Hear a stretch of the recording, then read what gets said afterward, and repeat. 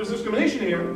The numbers are there, I'm going to tell you. It's not my own individual failure. I'm sorry, but what you're saying is racist. We're either paranoid, or we have to give the burden of proof. That I need to prove that you are racist. And this is something in legal discourse that you also see. There's nothing much more difficult to prove that someone is racist. And we also know that racists innovate. If you make racism illegal, they'll find a way to discriminate. Linguistic profiling, anyone knows of it?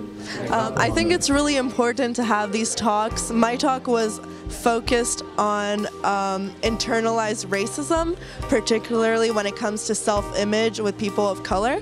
And I think it's really important because I notice a lot of people in my entourage have a lot of self-consciousness revolving around their ethnicity, and there's this focus on whiteness as the ideal beauty standard. So I was hoping by giving my talk, I help people realize that they could still embrace themselves as people of color and that they're not any less beautiful than what the status quo wants them to be.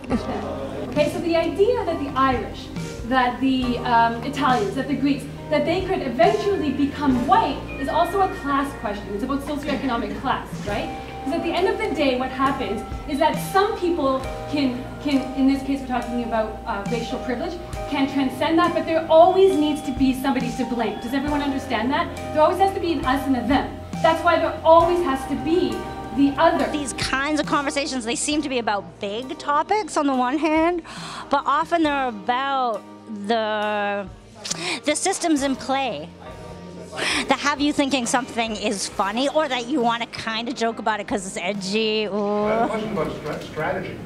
How do you talk to people who are white and who see themselves as suffering for whatever reason? They don't have job security, they might suffer from depression, or they have all kinds of horrible things going on in their lives.